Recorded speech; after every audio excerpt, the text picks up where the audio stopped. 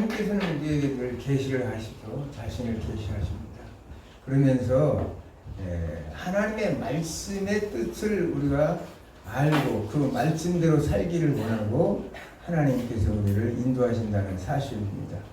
오늘 지난주는 우리는 요셉의 사건을 통해서 하나님 나라의 요셉이 재정관리를 어떻게 탁월하게 하고 또 이해되지 않지, 우리 인간의 생각으로는 도저히 요셉이라는 인물이 어떻게 그렇게 짧은 시간 내에 애국의 총리가 되고 또 그 많은 꿈을 또 해석하는 자가 되고 또 그것을 상상할 수 없는, 오늘날 아마 수없는 많은 그 재정학을 공부한 학자들도 생각해낼 수 없는 그러한 방법을 생각해내서 자기의 식솔들뿐만 아니라 또 애굽에 있는 백성들뿐만 아니라 또 그 고대 근동사에 있던 많은 다른 나라 민족들까지 함께 그 모든 생산물을 나누는, 그래서 진정한 재정의 관리의 원칙을 이뤘던 사실을 우리가 알 수 있습니다. 그러나 그 방법론에서 우리는 또 이해할 수밖에 없는 게, 우리 인간적으로는 참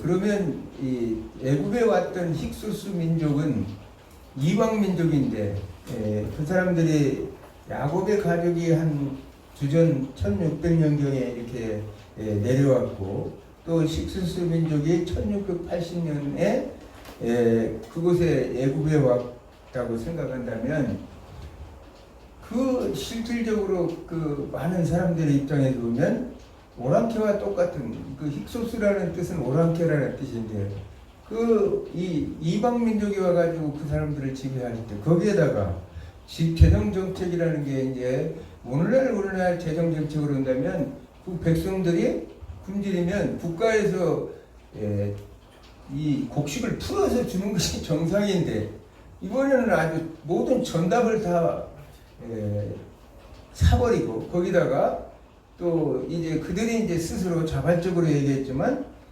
창세기 47장 25절에 보면 그들이 이르되 주께서 우리를 살리셨사오니 우리가 주께 은혜를 입고 바로의 종이 되겠나이다, 이렇게 얘기했단 말이에요. 그러니까 그 당시 얼마나 급하게 했으면 이방 민족이 와서 지배하고 있는데 우선 굶어 죽게 생겼으니까 오늘날 재정 정책하고는 좀 다르죠. 그 당시 상황은 그래. 왜? 이 힉소스 민족이 와가지고 이방 민족이 와서 애굽 사람들을 자기 백성도 아니고 또 정확하게 그들을 지배하고 있지도 못한 상태에서 하나님께서 그들을 그 지역에 가뭄을 줌으로 인해서 결국은 그들은 이제 굶게 생겼으니까 그런 일을 했다는 사실입니다. 우리가 오늘 좀 재정 방법은 다르지만 이 모든 것들을 보면 이제 하나님의 섭리 가운데 이루어지고 앞으로 있을 하나님 나라와 앞으로 이스라엘 민족을 통해서 이제 이루실 예수 그리스도의 이 땅에 오심과 하나님 나라의 미래의 완성을 위해서 하나님이 준비하신 일이기 때문에 우리 인간의 생각으로는 이해할 수 없는 방법이지만, 그러나 사람은 생각이 하나님과 다르고 우리는 또 그런 생각도 가져요. 한편 왜 우리가 일제 36년이라는 동안 이방 이 일본에 의해서 굉장히 그 고난을 받았던 것을 기억한다면 그 민족이 얼마나 고통스러웠을까 그런 생각을 가져본다는 사실이에요. 그러나 하나님의 주권은 다르다는 거예요. 하나님은 인간의 그런 도덕과 윤리적인 개념을 초월해서, 지난번도 얘기했지만 하나님께서 하시는 일은 항상 하나님이 하시는 일이 선이고 절대적 선이라는 사실을 성경은 우리에게 가르치고 있습니다. 그래서 이제 그들은 참 그 고통 속에서 이제 그렇게 하다가 이제 우리 민족이 언제 해방을 받을까 그 사람도 생각했을 거 아니에요. 이방 민족의 지배를 받고 있으니까. 그러나 하나님 뜻은 야곱의 식솔들이 거기서 번성하기를 바라는 기간이 있었고, 그래서 이제 꿈이 이루어졌어요. 애굽 사람들의 꿈이 이루어졌는데 기원전 1550년경 이집트의 제18왕조 시대에 모세라는 왕이 아흐모세라는 왕이 힉스옵스 왕조를 결국 무너뜨려요. 그러니까 1680년에서 1550년 하면은 한 130년 정도 되는데 어찌되었든 130년에서 150년 사이에 그 기간 동안에 애국은 정말 치욕적인 이방 민족에 의해서 지배를 받았다는 사실입니다. 그렇기 때문에 우리가 생각하는 것과 우리 이민족을 해방시켰던 하나님께서 해방시키고 우리에게 자유를 주고 또 우리에게 모든 것들을 줬던 그 하나님을 생각한다면 우리는 너무나 감사하고 은혜스러운 거죠. 근데 또 어떤 사람들은 그 하나님의 은혜는 잊어버려요. 우리나라 사람들을 보더라도 지금 뭐 이를 갈고 뭐 일본이라면 이를 갈고 지금 뭐 여러 가지로 지금 그 이상한 논리를 피는 사람들이 굉장히 많지 않습니까? 그런 상태로 우리가 생각해 본다면 우리는 하나님의 섭리가 이민족을 향한 섭리가 참 은혜롭고 감사할 수밖에 없어야 되는데 우리는 그러지 못하고 있다는 사실이에요. 그래서 출애굽기를 한번 읽어보겠습니다. 출애굽기 1장 5절에서 11절까지 한번 읽어보겠습니다. 한 절씩 교도할게요. 제가 한 절씩. 야곱의 허리에서 나온 사람이 모두 70이요 요셉은 애굽에 있었더라. 요셉과 그의 모든 형제와 그 시대의 사람은 다 죽었고 이스라엘 자손은 생육하고 불어나 번성하고 매우 강하여 온 땅에 가득하게 되었더라. 요셉을 알지 못하는 새 왕이 일어나 애굽을 다스리더니 그가 그 백성에 이르되 이 백성 이스라엘 자손이 우리보다 많고 강하도다. 자 우리가 그들에게 대하여 지혜롭게 하자. 두렵건대 그들이 더 많게 되면 전쟁이 일어날 때에 우리 대적과 합하여 우리와 싸우고 이 땅에서 나갈까 하노라 하고 감독들을 그들 위에 세우고 그들에게 무거운 짐을 지어 괴롭게 하여 그들에게 바로를 위하여 국고성과 비돔과 람셋을 건축하게 하니라. 아멘. 이 지금 해방이 되었죠. 애국 사람들은 그러니까 그동안 이제 당했던 그 모든 아픔을 누구에게 쏟아요 지금? 이스라엘 백성, 이 요셉의 후손들에게 쏟고 있는 거예요. 근데 이 과정을 이렇게 보더라도 만약에 요셉의 공로를 생각하고 아까 47장에서 얘기했듯이 주께서 우리를 창세기 47장에 우리를 살리셨사오니 우리가 주께 은혜를 입었고 바로의 종이 되겠나. 우리가 은혜를 입었다고 했던 사람들 그 마음 그대로 갔다면 출애굽을 했을까요? 출애굽 않습니다. 왜냐하면 그곳에 정착하면서 배부르고 배 따스고 하면 절대 출애굽을 하지 않아요. 하나님은 아브라함과 언약을 맺을 때 잠시 애굽 땅에다 가서 거기서 정착해서 큰 민족을 모판을 거기다 심어놓고 70년의 모판을 심어놓고 그리고 씨가 번성해서 나중에 나올 때 200만이라는 엄청난 대인구 민족을 이루어서 나올 수 있도록 하나님의 계획 속에 있었는데 만약에 그렇지 아니하고 이런 학대하고 고통을 주지 않았으면 이스라엘 백성들은 그대로 있었을 거예요. 틀림없이 그대로 있어요. 왜냐? 사람이 배부르고 안 나가고 그러면 뭘 하고 그 고생스럽게 나가려고 하겠어요. 근데 그들의 마음을 또 물론 그들의 마음에 이를 갈았겠죠. 그 마음을 하나님께서 또 이용하신 거예요. 이용하셔서 고통을 주니까 이제 그 당시에 또 아흐모세가 이제 이 자기의 나라를 되찾고 나서부터는 엄청나게 그들도 준비를 했을 거 아니에요. 일침으로부터 또는 뭐 내세로부터 해서 그때부터 18, 19 왕조가 굉장히 애국에서는 번성한 시대라고 이렇게 얘기합니다. 역사적으로. 그럴 때 이제 하나님은 어떻게 하느냐? 바로 모세를 준비하시는 거예요. 하나님은 항상 준비하시는 분이지 우리가 어떤 일을 당할 때도 하나님은 그 문제를 해결할 방법을 이미 알고 계시면서 우리를 때로는 고난의 길로 모를 때가 있어요. 그런데 하나님은 들여다보고 있는 거죠. 얘가 잘하고 있나 안 하고 있나 이렇게 쳐다보고 있다는 거예요. 그래서 모세를 통해서 이제 어떻게 해요? 이미 잘 알죠? 모세의 그 형제들을 잘 압니다. 어머니를 잘 압니다. 모세는 애굽의 왕자 생활로 모든 지도자 수업을 받았어요. 그러니까 하나님의 섭리 속에서 앞으로 이 모세를 하나님께서 세우시기 위해서 출애굽을 시키기 위해서 하나님께서는 여러 가지 다양한 공부를 시켰다는 거예요. 정치, 경제, 사회, 교육, 또 전쟁에 능할 수 있도록 전술학도 공부를 했고 여러 가지 병법도 공부를 다 했을 거예요. 전부 다 하고 쌓고 나서 문제는 이 모세가 그렇게 애굽의 궁궐에서 향락과 사치가 넘치는 애굽의 궁궐에서 그대로 인성이 잘못돼서 동화돼 가지고 애굽 사람은 같이 나는 뭐 이스라엘 민족은 모른다. 우리 족속이 누군데 나는 지금 애굽 사람이다, 왕제다 이렇게 했으면 아마 문제가 또 달라졌을 텐데 그 어머니 요게벳의 그 지극정성인 교육, 우리 김영수 목사님 지난번 설교할 때도 얘기했지만 요게벳의 그 지극정성은 그 사람, 또 미리암, 누나 미리암의 지혜, 또 형 아론의 정말 그 든든한 배경. 이게 이제 결국은 모세를 세상의 그 향락과 명예와 유혹에 빠지지 않냐고 그 이스라엘의 구원자로서 나섰다는 사실이에요. 그래서 하나님은 또 교육을 또 시킬 필요가 있어요. 그래가지고 어디로 보내느냐? 광야로. 살인이라는 방법을 통해서 그걸 하나님께서는 이제 모세를 광야로 내보내죠. 나는 왜 보내냈을까 그런 생각을 해봐요.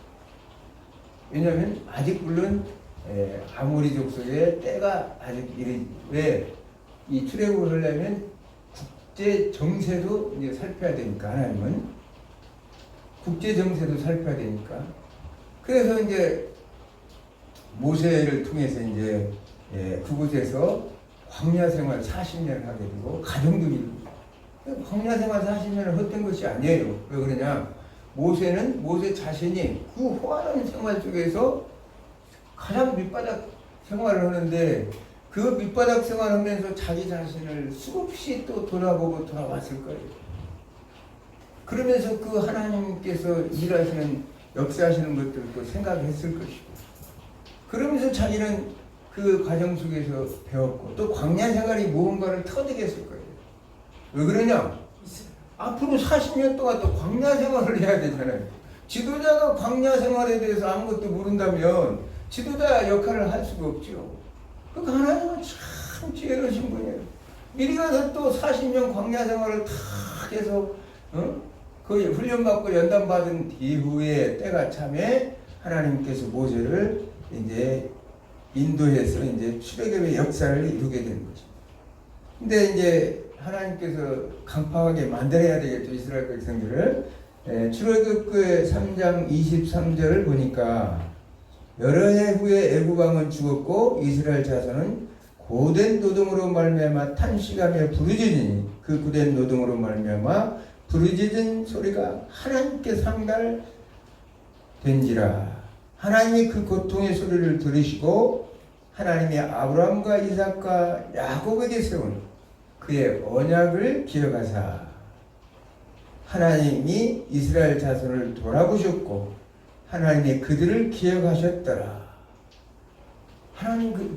하나님께서 부르짖으니까 고통스러우니까 부르짖을 수밖에 없어요.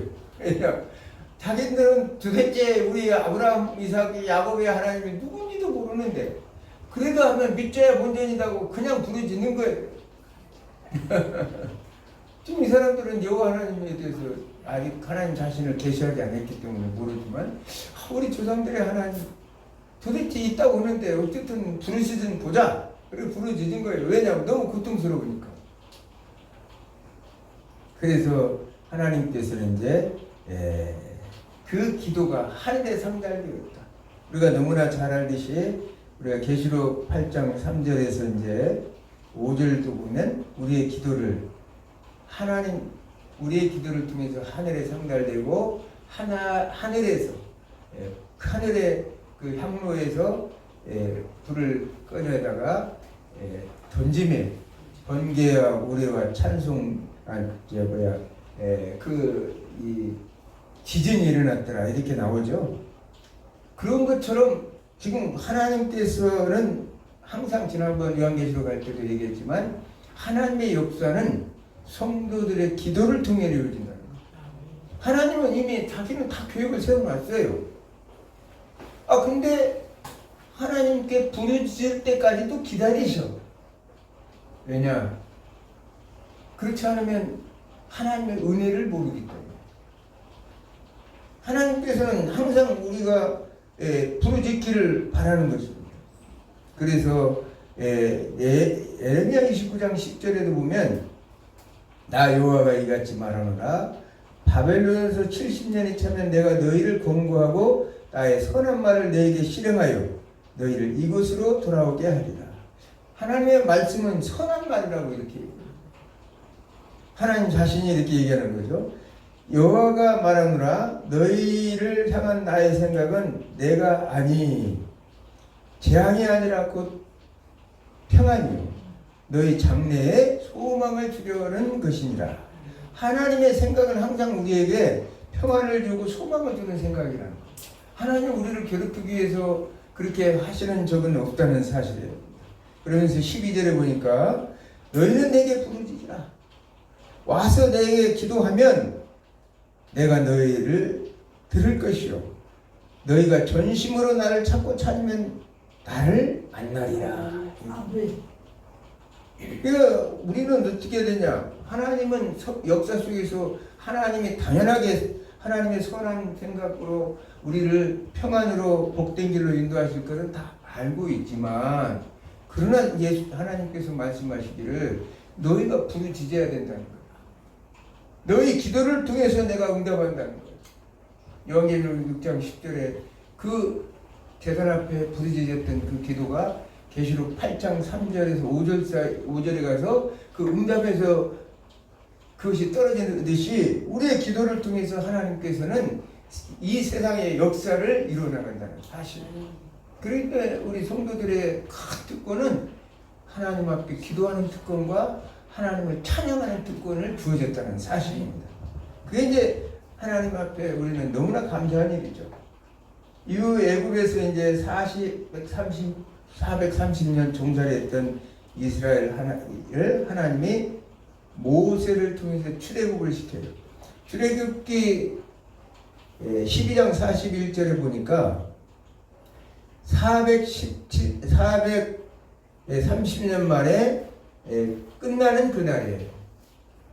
여호와의 군대가 다 애굽 땅에서 나왔은즉. 그러니까 그 애굽 땅에서 고통받던 시간을 430년 만에 나왔다는 얘기죠. 그러면 여기서 이스라엘 백성들을 뭐라고 그래요? 군대라고 얘기하죠. 군대를 데리고 나왔대요. 이거 어디에서 생각나죠? 창세기 2장 1절을 보면 차라 만물이 다 이루어지니라 해서 만물이라는 단어가 군대라고 그랬죠. 군대. 콜 짜바. 히브리어는 이제 안 쓰겠습니다. 콜 짜바 해서 모든 군대, 이 만물이 모든 군대. 그러니까 이거는 지금 정치적인 용어를 하는 거죠. 군대라는 것은 유계 질서가 있고 하나님이 대장되시고 그 말씀대로 하나님께서 그것을 하지 않으면, 그러니까 출애굽해서 이스라엘 백성들을 인도해 나가는데 하나님이 왕이 되시고 그들은 백성이 돼서 이제 그 백성은 군대 조직과 같다. 규율이 엄격하고, 그러면서 군대라는 것은 언약적 연대성을 가진다고 그랬어요. 이거예요. 언약적 연대성. 왜냐하면 누가 잘못하면 그 군대는 사람 모두가, 우리 군대 생활을 해봤지만 누가 한 사람 잘못하면 그 부대 자체가 연대적으로 책임을 묻는. 우리는 하나님의 그거 생각을 해야 돼. 하나님의 백성인데 우리 교회에 누가 하나 잘못한 것은 목사님 책임도 되고 바로 옆에 있는 집사님 책임도 되고 장로님 책임도 된다. 그게 이제 하나님의 언약적 연대성이에요. 그러니까 구원도 죄도 바로 언약적 연대성 때문에 아담의 범죄로 인해서 모든 필요 세계가 이 원리대로 죄에 물들었다는 사실을 우리가 성경은 말하고 있는 거죠. 그렇기 때문에 430년 동안에 모였던 이스라엘 백성들을 하나님은 기어이 출애굽을 시킵니다. 근데 이제 가나안 이 가나안 정복 시대를 역사적으로는 후기 청동기 시대라고 말합니다. 1550년에서 1200년 사이를 후기 청동기 시대라고 그러는데 그러면서 이제 재정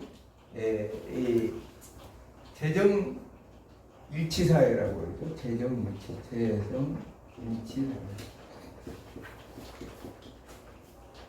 사회. 제사와 정치가 말하자면 하나는 분류가 되지 않아요. 오늘날까지 국가재정과 교회재정이 분리되지 않은 사회 구조라고 말할 수 있어요. 그래서 열왕기상 6장 1절에 보면 여기 이제 그러면 언제 나왔을까? 1446년 BC 1446년에 나왔는데 그럼 어디를 근거로 두고 했느냐? 열왕기상 6장 1절에 근거를 두고 있다는 거예요. 거기 보면 이스라엘 자손이 애굽에서 나온 지 480년이요. 솔로몬이 이스라엘 왕이 된 지 4년 12월 곧 둘째 달에 솔로몬의 여호와를 위하여 전거를 건축하셨더라. 이렇게 시작하였다. 이렇게 말을 해보면 이제 솔로몬이 970년에 왕이 됐기 때문에 4년 후니까 966년이에요. 966 플러스 480 보면 역으로 추적하면 1446년에 출애굽을 했구나. 우리가 알 수가 있는 것입니다. 그래서 이제 이스라엘 백성들 입장에서는 한 가지 뭐 할 수 있는 것은 하나님은 도대체 누굴까? 하나님은 누군가? 그들이 이제 출애굽을 하는 과정 속에서 10가지 재앙을 하나님께서 선포하죠. 또 10가지 재앙에 선포된 모든 이 멸절한 것들을 보면 대부분의 애굽 사람들이 신으로 섬기는 자들이죠. 그래서 이제 여기서 이제 우리가 잘 뭘 수 있는 것은 흑암을 통해서 이제 심판한 것을 봤죠. 우리가 9번째 흑암. 흑암이라는 것은 이 애굽의 신들은 태양신을 섬기거든요. 태양신 라라고도 하고 르라고도 해요. 르라는 뭐 사람들 학자들마다 이름을. 하여간 태양신 라를 섬기는데 그 흑암을 갖다가 어두컴컴하게 했기 때문에 하나님은 누구냐? 너희들이 그동안 섬겼던 모든 자는 바로 피조물이었다는 사실을 하나님께서 선포하시는 거죠. 그러면서 장자의 죽임을 통해서 이제 이스라엘 백성들은 유월절을 맞이하게 되고 이제 그곳에서 나오게 됩니다. 그런 과정에서 하나님께서 홍해를 가르고 또 오는 과정에서 광야에서 마라의 쓴물을 단물로 이렇게 바꾸는 그런 것들을 체험했다는 거예요. 그래서 자기들이 생각할 때 아까도 얘기했지만 도대체 우리 조상들의 신은 어떤 신일까 했는데 하나님 그거 누군지를 아직은 자기들도 몰라. 도대체 이렇게 강하고 이렇게 대단한 분이 왜 430년 동안 우리를 그 고생을 시켰을까? 그게 이제 그들은 의문이었어요. 그럴 거 아닙니까? 아니 어느 날 갑자기 탁 우리의 신이라고 튕겨나와서 하시는데 우리는 누군지는 모르지만 하여간 그 당시에까지만 해도 자기 이름을 야훼라고 말씀하시지 않을 때예요. 조금 있으면 나오지만 근데 그 과정 속에서 이스라엘 백성들은 참 이런 분이 우리의 조상신이었구나 이렇게 생각했겠죠. 오늘날도 마찬가지예요. 계시록 13장 1절에 보면 신성모독했다. 이 하나님을 대적하는 세력의 그 말은 하나님을 신성모독하는 자들이다 이렇게 말해요. 신성모독을 뭘까? 하나님을 무시하는, 하나님을 없이 여기는, 말 그대로 우리 용어로 한다면 뭐냐? 하나님이 창조주인 것을 기억하지 못하는, 하나님의 백성들이 하나님이 창조주인 것을 기억하지 못하고 살아가면서 오늘날 지금 애굽의 백성들처럼 피조물들을 섬기고 살아가는 사회를 하나님을 모독하는 사회, 신성 모독이라고 합니다. 지금 이스라엘 백성들이 그래요. 지금 애굽의 신들을 자기들은 섬겼을 테니까 거기서, 그래서 나와서 아직도 하나님이 누군지 모르고 얼떨떨 하는 거예요. 왜냐? 하나님이 그 애굽의 자기들이 섬겼던 신들을 다 깨부시는데도 하나님, 창조주 하나님이라는 사실을 아직은 몰라요. 그저 많은 신들 중에 하나인데 우리 조상신이 세긴 세구나.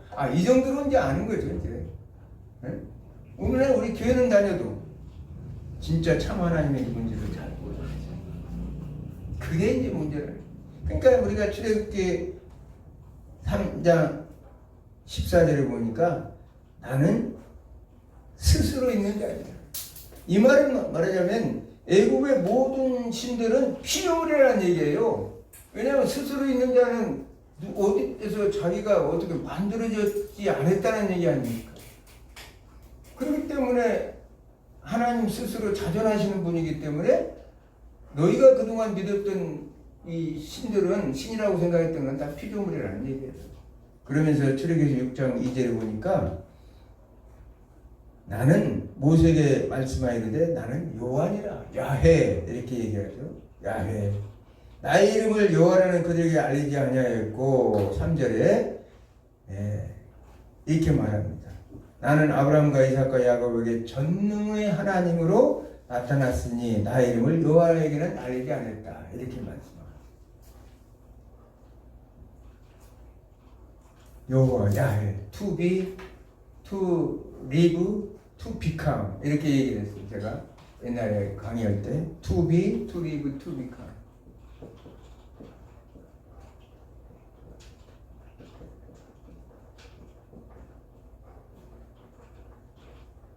근데 그 전에 아브라함과 이삭과 야곱의 하나님일 때는 전능의 하나님으로 계셨다는 거예요. 전능의 하나님, 엘샤다이, 이건 하나님이고, 이게 엘샤다이는 전능의 하나님.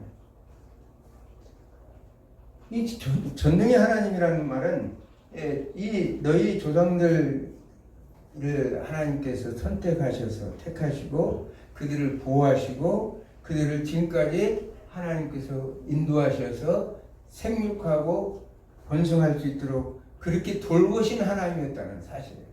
지금까지는 그렇게 해서 말하자면 족장들의 하나님으로서 그렇게 있었지만 앞으로 한 나라를, 이제 하나님 나라를 이뤄나갈, 여기서 너희를 선택해서 존재케 하는 투리브, 너희들을 생명을 보호하고 살리시고 하나님께서 약속하셨던 가나안 땅까지 인도해 나갈 되게 하시는 하나님, 그런 하나님이라는 것을 말씀합니다.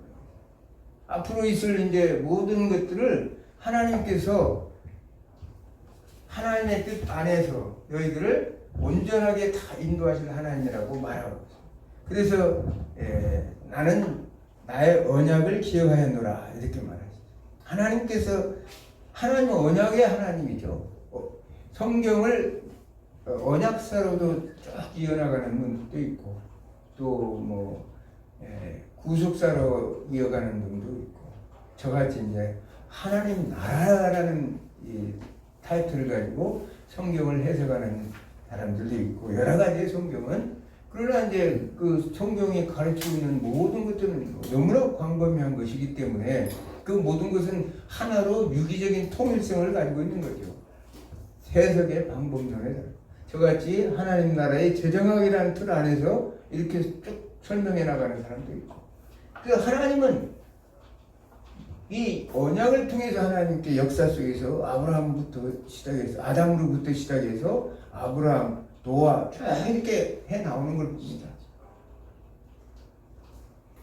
그래서 이제 하나님께서는 이스라엘이 라암세스에서부터 출발해요.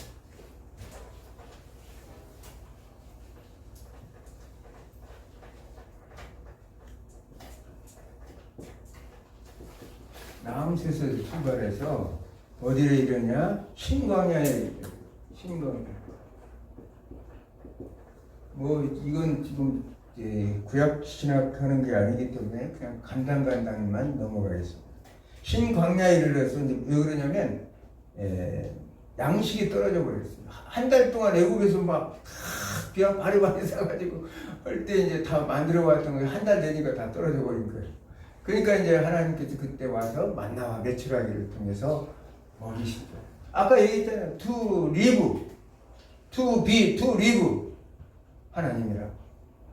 너희들을 존재케 하신 하나님께서 너희들의 삶을 주도적으로 이끌어 주신다고 말씀하신 하나님, 나는 야훼니라 이렇게 말씀하신 그 약속을 지키시는 거예요. 그러면서 이제 르비딤으로 가야 돼. 여기서 이제 르비딤에서는 뭐가 부족하느냐? 물이 이제 또 없어요. 여기가 뭐 광야인데 하나님은 참 이상한 게 원래 하나님께서는 이 애굽에서 가나안 땅에 들어가면 길이 세 갈로 있어요. 여기는 해변길, 수르광야, 여기는 그 세일산의 길, 이 세 길이 있는데 이거는 다 길을 원래 다니던 사람들의 길이니까 다니기도 편한데 하나님이 이상하게 뺑뺑뺑 돌아서 전혀 길이 없는 곳을 미개척지를 이제 도는 거예요. 이스라엘 백성들은.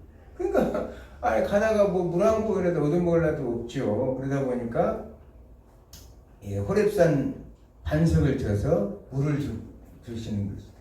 거기서 또 아말렉 도둑녀석들이 달려드니까 우리가 여호수아에서 잘 알죠. 여호수아가 나가서 싸운 걸 알죠.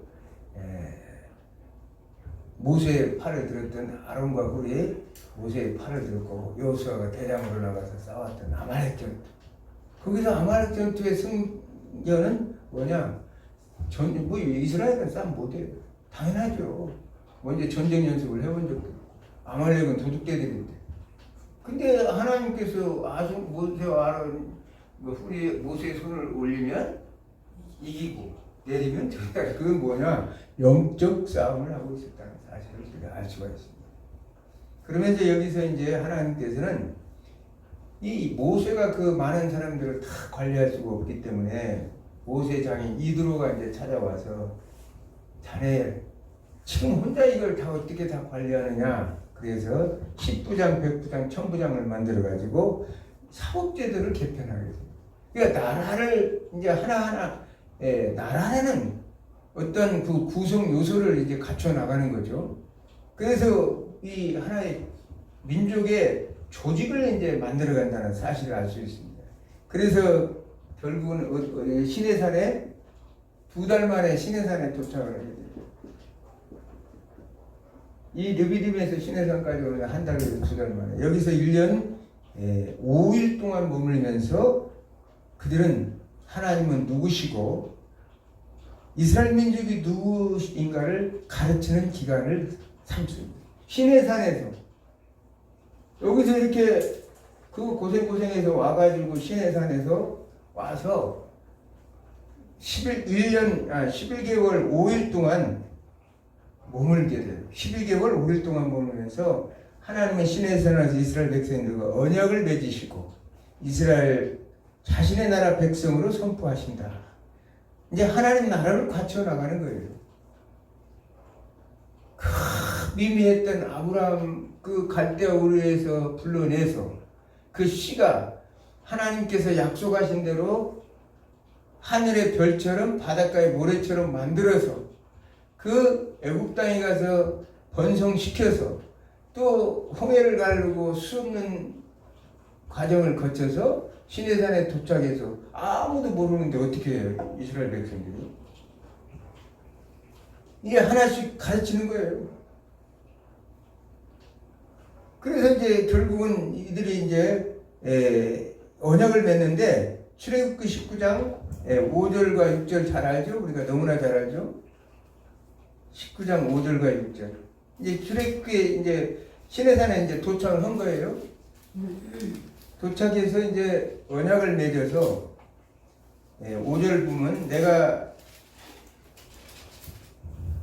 세계가 다 내게 속하였으니 너희가 내 말을 잘 듣고 내 언약을 지키면 너희는 열국 중에서 내 소유가 되고 너희가 내게 대하여 제사장 나라가 되며 거룩한 백성이 되리니 너는 이 말을 이스라엘 자손에게 고할지니라.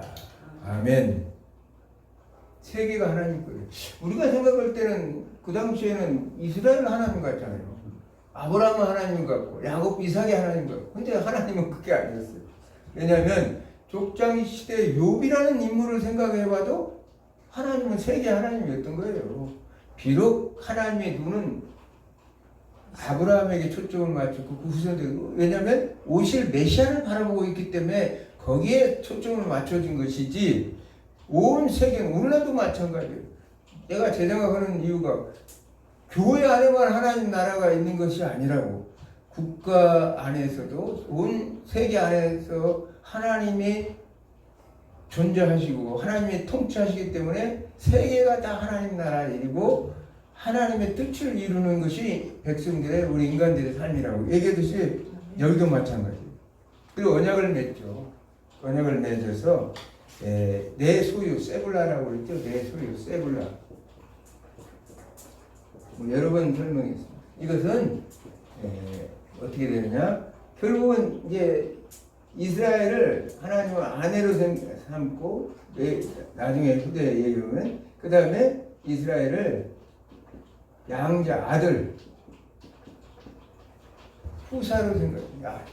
저 아내를 삼았으니까 이 결혼 지참금으로 뭐냐 가나안 땅을 주고 하나님이 이렇게 언약을 맺어서 아들을 삼았기 때문에 양자를 삼았기 때문에 어떻게 해서 또 가나안 땅을 유업으로 주는 거예요. 이게 이제 어떻게 1446년이죠? 탈출한 게. 근데 이렇게 해가지고 나라를 쭉 세워나가요.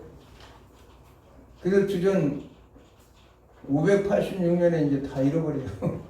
한 900년 만에 이스라엘은 완전히 없어져 버려요.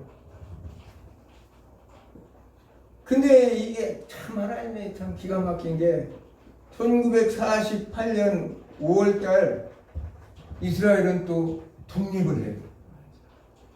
아니 세계 역사가 이렇게 길게 가는 나라도 처음 봤어요.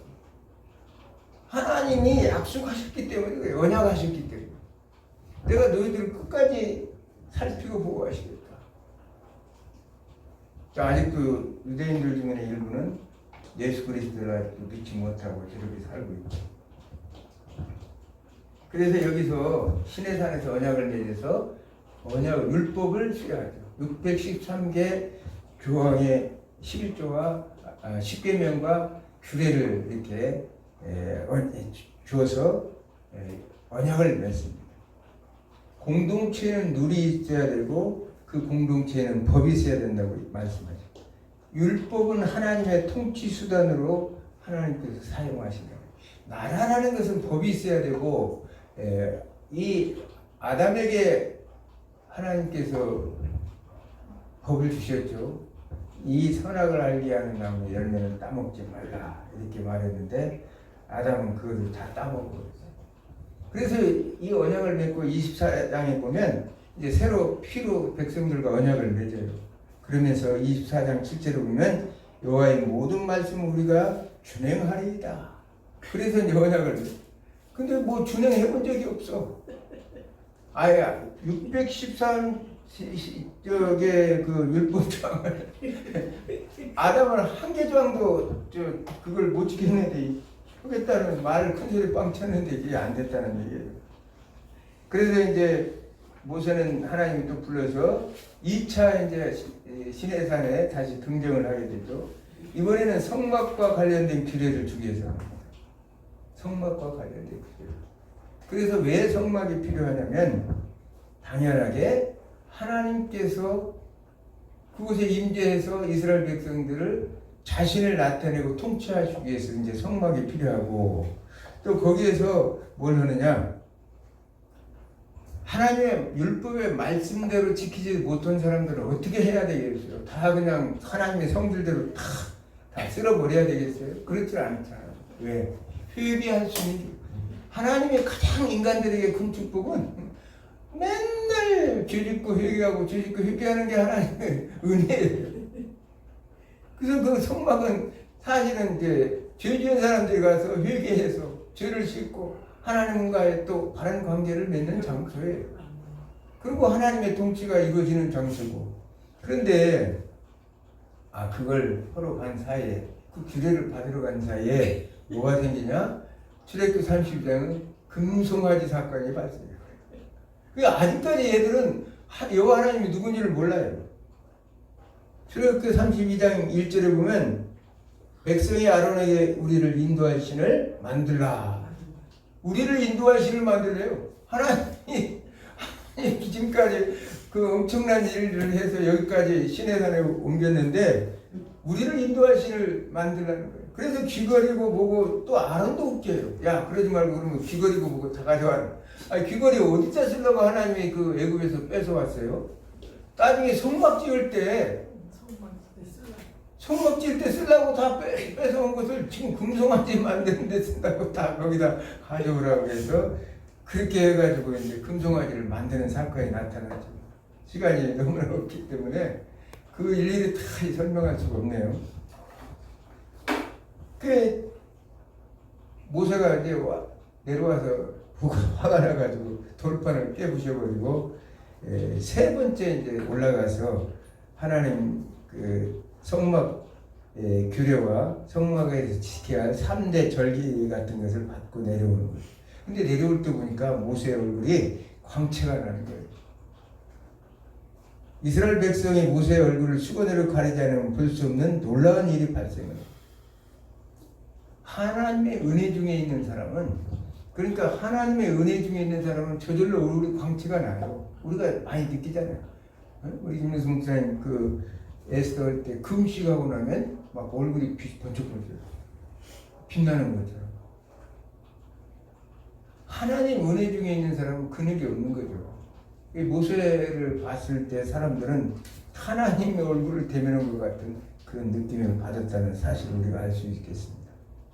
그래서 이 이스라엘 백성들이 하나님은 자신이 누구인가, 하나님은 자신이 누구이고 이 세상을 어떻게 창조하시고 또 아름다운 이 창조 세계가 어떻게 죄로 말미암아 황폐되었는가를 이제 뭘 통해서 창세기를 그때 기록하면서 하나님께서 모세에게 얘기했겠죠. 창세기를 기록해서 이렇게 무지한 이 백성들, 그렇게 내가 이적과 기적을 통해서 내가 누구인가를 분명히 보여주고 나는 야훼 하나님이라고 분명히 엘샤다의 하나님이 아니라 야훼 하나님이라고 분명히 알려줬는데도 이 모르는 이것들을 위해서 창세기를 기록하라는 거예요. 이해가 가죠? 창세기를 그때 그렇게 기록한 거예요. 이때 이제 하면서 하나님은 누구시고 어떻게 창조되셨고 우리가 어떻게 죄로 물들었고 어떻게 오늘날도 마찬가지예요. 오늘날도 하나님을 못 오는 것은 창조주 하나님을 모르는 것이 못 오는 거예요. 세상의 자연 과학을 창조주처럼 생각하는 이 시대 백성들이 진실로 하나님을 못 오는 거예요. 너무나 안타깝습니다. 실질적으로. 그럼으로 인해서 모세의 계시대로 성막을 지었고 하나님은 성막 안에 지성소를 거기에 이제 계셨고 성막은 이스라엘 삶의 중심부가 되었다는 사실이에요.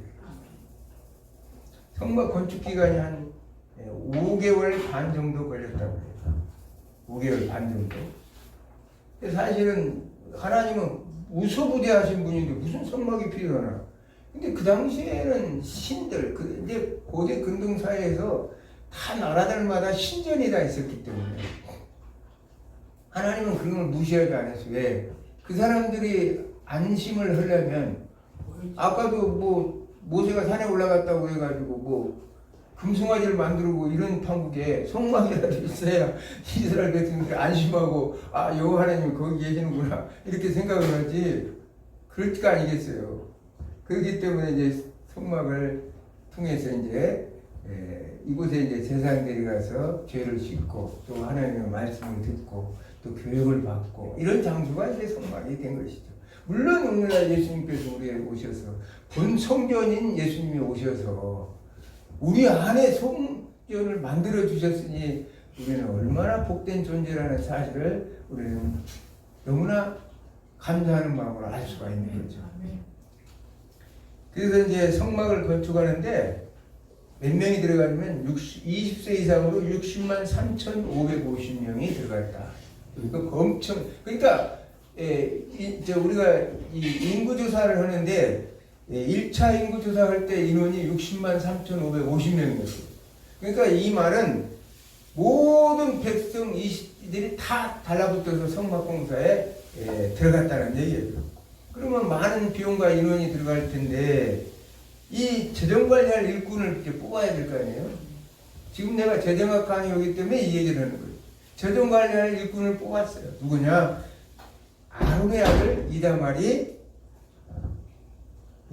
뽑혔어요. 모세의 명대로 그 모든 것들을 이제 담당하는 재정관리인이 총관리인이 되었다는 사실이에요. 그래가지고 1월에 성막을 봉헌하게 되고 1월 1일에 그 다음에 성막 봉헌 후 일주일 동안 제사장 위임식을 해요. 제사장이 그 당시에 제사장은 종신직 그리고 또 세습직이었다는 거예요. 우리는 선지자예요. 목사님들 선지자가 아니라 선지적 사명을 가진 사람들이에요. 그래서 목사님들이 세습 어쩌고 저쩌고 하는데 물론 부득이한 경우도 있겠죠. 세습 있을 수 있겠지만 그것을 아예 대놓고 모든 재산은 자기 거라고 생각하고 교회 재산을 자기 거로 생각하고 그것을 상속시킨다면 세습시킨다면 하나님 앞에 심판받을 수밖에 없다는 거예요. 정말 부끄러운 일이죠. 무서운 일이고 어떻게 하나님의 말씀을 그렇게 무시할까. 근데 제사 드릴 때 한 가지 8일째 제사를 처음 제사를 드리는데 첫 제물을 태우는데 불이 하늘에서 떨어져서 제단의 불이 이제 붙게 만듭니다. 근데 솔로몬 시대의 성전 봉헌할 때도 여호와의 불이 첫 제물을 불살랐는데 그러나 헤롯 성전은 금과 은으로 치장한 성전이었지만 그곳에는 법궤가 없었고 하나님의 음성을 듣는 우림과 둠밈이 없었고 말 그대로 번제단에 여호와 불이 떨어지지 않았다. 그 얘기는 아무리 우리가 성전을 화려하게 교회를 건물을 지어도 하나님이 그곳에 법궤가 없고 하나님의 음성이 들려지지 않고 그곳에 하나님의 성령의 불이 떨어지지 않으면 아무 의미가 없다는 거예요. 우상 숭배하는 장소밖에 안 된다는 거예요. 비록 이렇게 초라하고 보잘것없고 할지라도 이곳에 하나님의 보좌가 있고 성삼일체 하나님이 이곳에 찾아가고 천군천사가 함께하는 이곳을 하나님께서는 사랑하신다는 사실을 성경은 우리에게 말씀하고 있습니다. 아멘. 그러면서 이제 시내산에서 가데스 바네아까지 이제 가게 됩니다. 6개월 동안 갑니다. 그러면서 이제 그 가데스 바네아의 사건을 설명하지 않을 수가 없네요. 가데스 바네아. 가데스 바네아에서 우리가 더 잘 알죠? 40명의 정탐꾼. 야, 적들은 자이언트 거인이다. 우리는 메뚜기다. 그래가지고 이스라엘 백성들이 아까 여기도 얘기했잖아요. 하나님은 아버지고 우리는 자식이라 이렇게 분명히 세울라 언약을 세웠는데 갖다가 하는 얘기가 하나님을 메뚜기로 표현한 것이 이제 바로 그 사람들 40명의 정탐꾼 중에 10명의 보고자들이었다는 거예요. 인간의 시각으로 보면 뭐 그럴 수도 있어요. 근데 이제 여호수아 갈렙은 인간적으로 시간으로 본 게 아니라 비현실적이지만 믿음으로 보고를 했다는 거예요. 하나님이 누구신가를 그 사람들은 창조주 하나님을 그 많은 12명 중에 10명은 창조주 하나님을 몰라요. 시내산에 분명히 언약을 했잖아요. 하나님은 누구시고 창세기를 통해서 가르쳤을 텐데 그런데도 이해하지 못했다는 거예요.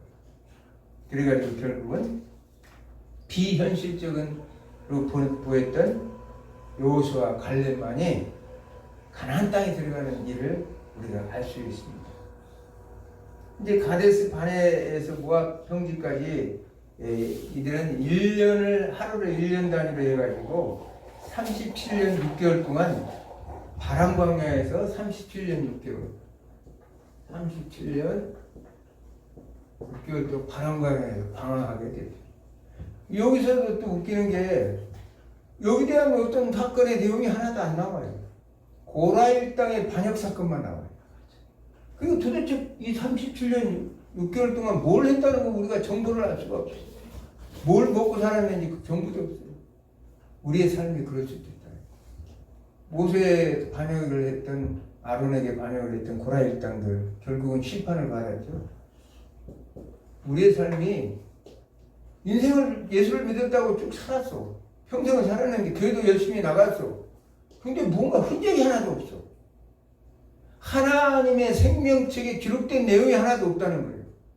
요한계시록 우리가 21장 20장에 보면 생명책에 기록된 자들, 하나님의 책에 기록된 자들, 거기에 그래야 그걸 상급을 주고 21장에 22장에 상급도 주고 올 텐데 나온 게 하나도 없어. 그거 생각해야 돼요.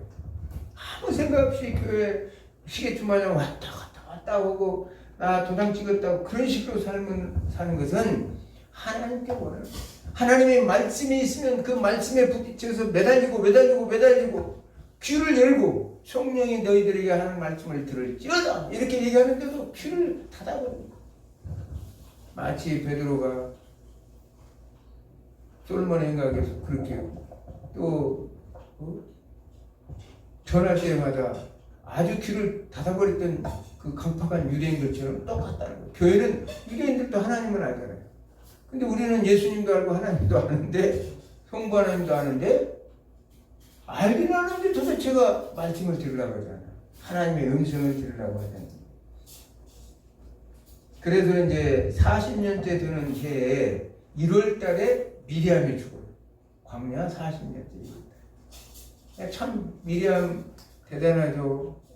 동생 모세를 실질적으로 그동안 케어해줬던 것이 미리암인데 물론 하세롯에서 반항을 했다가 문둥병까지 걸렸던 그 아픔도 있지만 뭐 인간적인 건 나는 이해가 갑니다.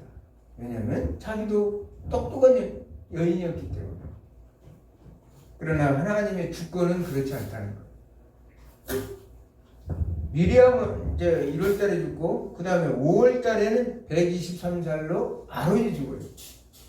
아론도 이제 끝까지 왔어요. 끝까지 참 삼형제가 끝까지 왔어.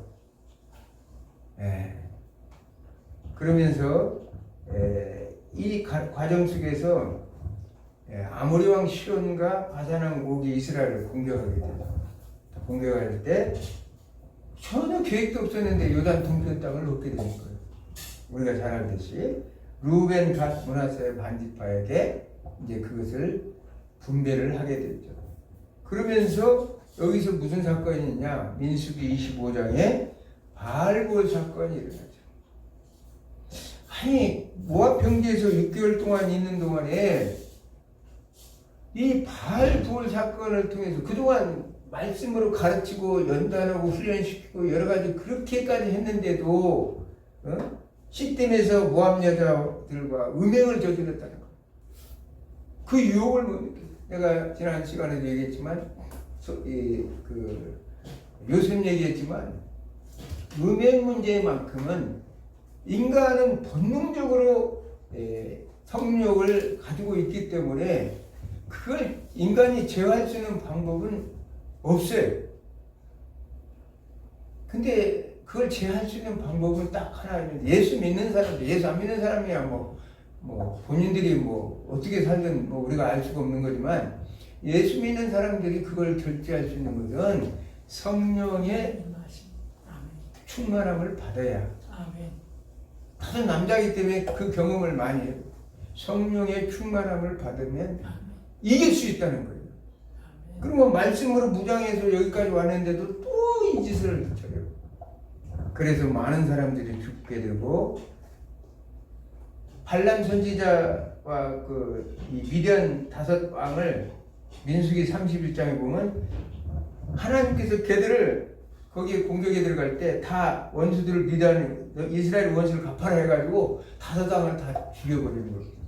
그러면서 여호수아 13장 22절에 가면 이스라엘 자손이 그들을 살려고 하는 중에 부호라를 전술과 발람도 칼로 죽였더라 이렇게 나왔어요.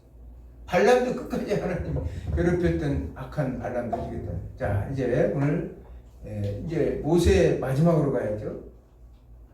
모세가 40년 11월 달쯤에 모세는 모압 평지에서 신명기의 고별 설교를 다 마치고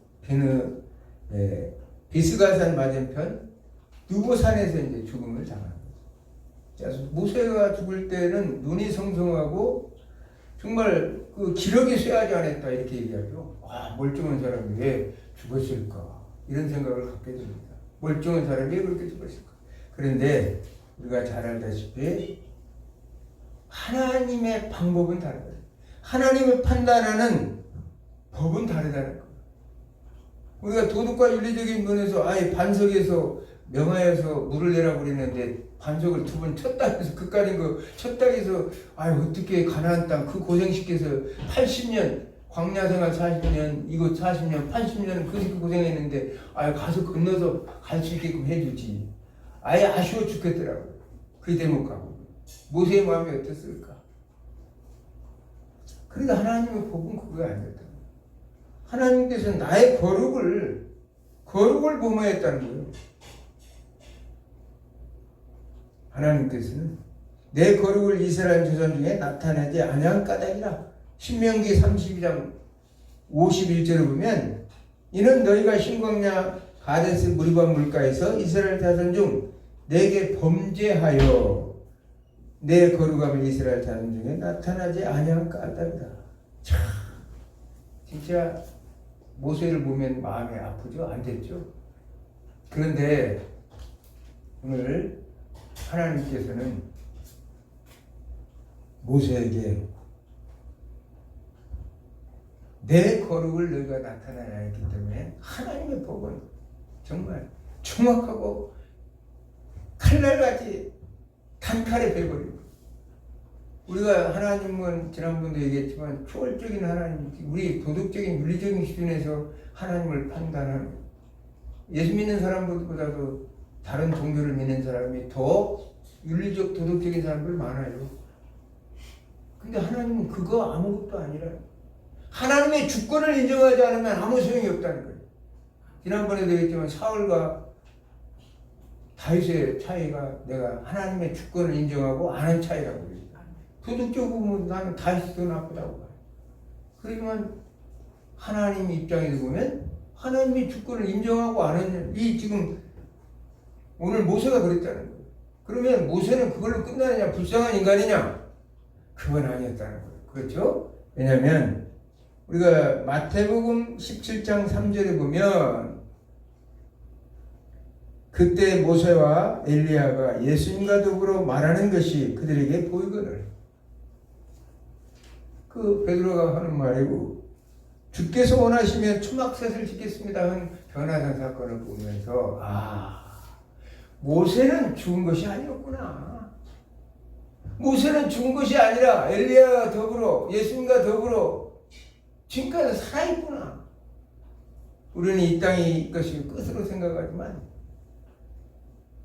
우리가 모세가 거기 가는 것보다도, 가나안 땅에 가서 지지고 볶고 조금 더 사는 것보다도 모세 입장에서는 하나님 나라에 가서 영광의 하나님을 보고, 그동안은 그저 희미하게만 광채로만 봤지만 이제 눈과 눈을 마주보고 볼 수 있는 그런 영광을 누리고, 이게 주님과 더불어 교제하는 그런 엄청난 영광을 누리고, 지금도 우리가 모세는 지금도 주님과 함께 바둑 뛰면서 교제하면서 살고 있습니다. 얼마나 복된 삶이에요. 얼마나 행복한 삶이에요. 우리의 바로 미래가 그렇다는 거예요. 여기서 여기에 너무 연연하지 말고 정말 이거 여기에 너무 연연해가지고 아무것도 아니 이 세상에 집착해서 하나님 법에 범죄해서 저 새하늘 새 땅에 못 들어가면 하나님 재정관리인으로서 모든 역할을 잘 감당하지 못하면 하나님이 기억하지 않냐고. 아까 광야 37년 반 동안에 딱 아무것도 고라의 땅의 사건만 기록된 것처럼 아무 내 인생에 기록한 것이 없으면 얼마나 부끄러운 일이고, 지금까지 교회는 그렇게 오랫동안 다녔는데 생명책에 기록된 것이 아무것도 없다면 얼마나 안타까운 일이냐. 우리는 비록 우리가 힘들고 어렵고 조금 고난스럽더라도 하나님께서 이제 하나님의 나라, 저 영원한 새하늘 새 땅에 가는 그날을 바라보면서 모세처럼 주님과 더불어 이제 교제할 날이 얼마 안 남았다. 때가 가까웠다고 얘기했죠. 때가 가까웠다. 이제 정말 1260일 중에서 1259일 지났어요. 이제 곧 이제 우리 지금 상황이 그렇습니다. 어쨌든 다음 주부터는 요한계시록을 다시 또 이어나갑니다. 한 주간도 삶 속에서 승리하는 여러분이 되기를 주님으로 축원합니다. 네. 기도합니다.